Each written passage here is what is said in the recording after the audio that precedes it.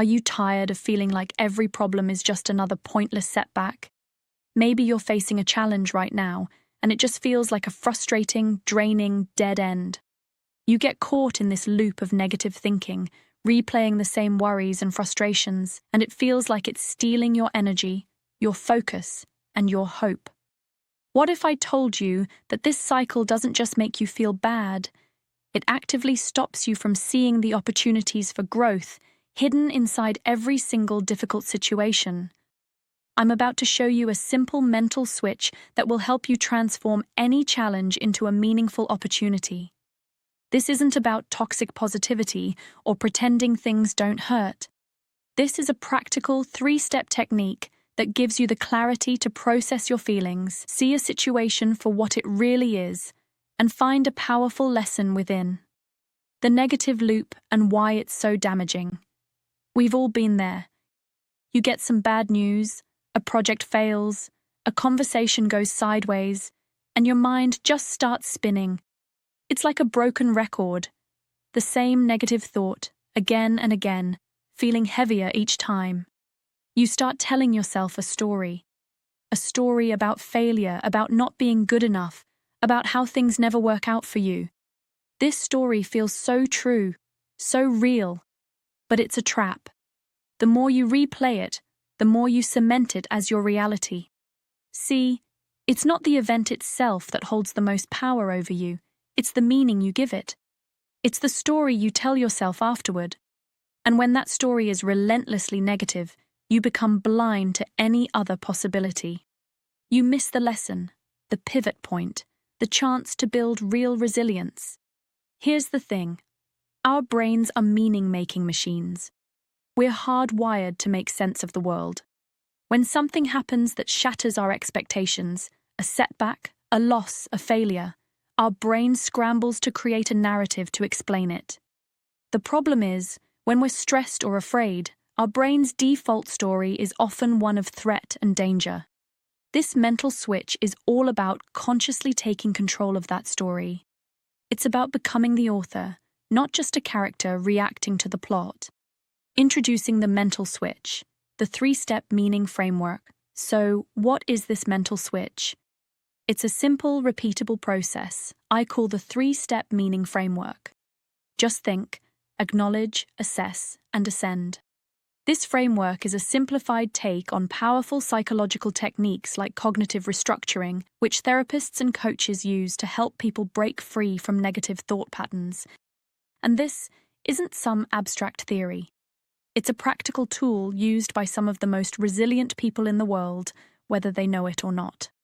Think of people like Oprah Winfrey, who rose from poverty and abuse, or Nick Vujicic, born without limbs, who transformed his reality into a global message of hope.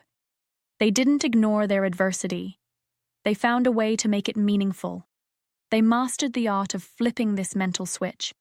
This process gives you the space to step back from the raw emotion of a challenge and look at it with clear eyes. It lets you honor your feelings without being controlled by them. And it guides you toward finding the hidden gift in the struggle. Step 1. Acknowledge and name the feeling. The first step, and the one most people desperately try to skip, is to acknowledge and name the feeling. When something bad happens, our gut instinct is to suppress it, ignore it, or just distract ourselves. We say, "I'm fine," when we're actually feeling crushed. We numb out with work, with Netflix, with anything to avoid the discomfort.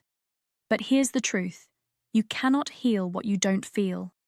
Ignoring an emotion is like trying to hold a beach ball underwater.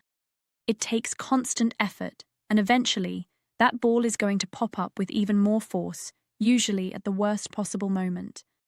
To acknowledge the feeling isn't to wallow in it, it's to validate it. It's about creating a moment of honest self-awareness. So just stop and ask yourself, what am I really feeling right now? Don't just settle for bad or stressed, get specific. Are you disappointed, frustrated, humiliated, anxious, betrayed? Giving the emotion a precise name is incredibly powerful. It takes a big, scary, overwhelming cloud of dread and shrinks it into something specific and manageable. When you can say, Okay, I am feeling profound disappointment right now. You shift from being consumed by the feeling to being an observer of it. That small distance is where your power begins. You're giving yourself permission to be human, and that's the essential first step before you can move on. Step 2. The objective assessment.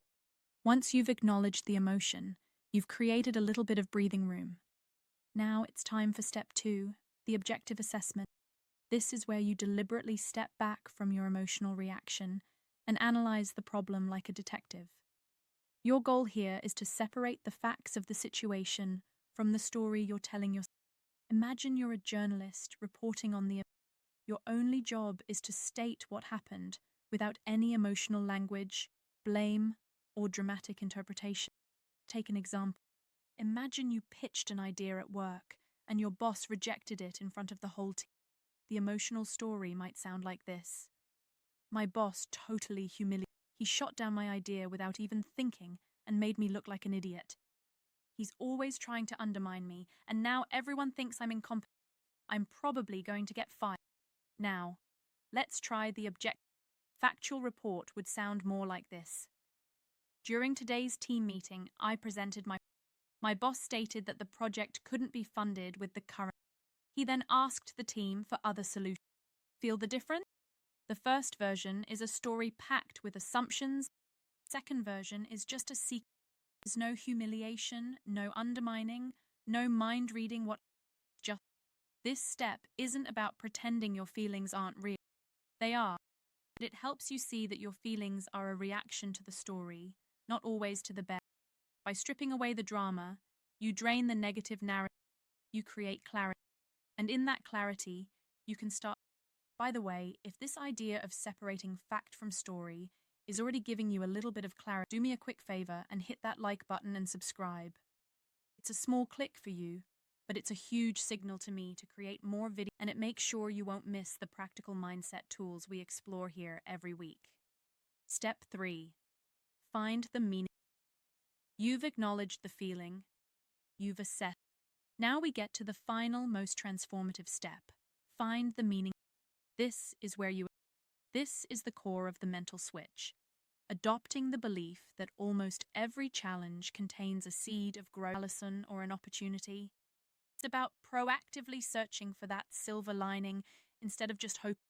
This is how you reframe a challenge from a threat into a chance to get better. To do this, you start asking yourself a new set of questions.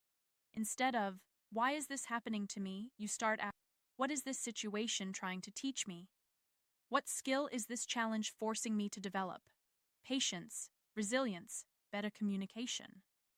What does this reveal about my priorities or where I might have been misaligned? How can I use this to be stronger or wiser in the future? What new perspective can I gain from this difficult spot? Let's go back to our work example. And now, maybe the lesson is, I need to get better understanding budget constraints before I pitch a big idea. Or, this is an opportunity to practice. Or maybe, this is teaching me how to be more resilient and always have a backup plan. Suddenly, the event isn't a personal failure anymore. Training. Free lesson from the universe. This is the exact mindset that allows people to do. Stephen Hawking's ALS diagnosis was a challenge that pushed him to redefine the possibilities of the human mind. Bethany Hamilton's shark attack wasn't just an injury, it became a platform to inspire millions with her determination. This isn't about pretending the setback, it's about choosing what you do, about mining the raw material of your challenges and forging. So, the 3 steps of the mental. 1. Acknowledge and name the feeling. Stop. Name the emotion. The objective assessment. Separate the dramatic story from the neutral facts to find clarity. Find the meaningful lesson. Ask what the situation is here to teach. Find the opportunity in the object. This framework, acknowledge, assess, ascend, isn't about about changing your relationship. It's about refusing to let a setback be the end of. It's about becoming the author of your own narrative, the one who. Here's my. The next time you face a frustration, no matter how small, a traffic jam, a critical comment, a plan that I want you to pause. Immediately Instead, walk through, acknowledge, assess what really, and then search. Let me know in the comments below. What is one small challenge you can apply this framework? Sharing it is a powerful way to commit. Remember, you can't always control what happens to you, but you can always control what you make it mean. You have the power to turn every setback into a setup for your great. You aren't defined by your challenges. You're defined by how you choose to rise.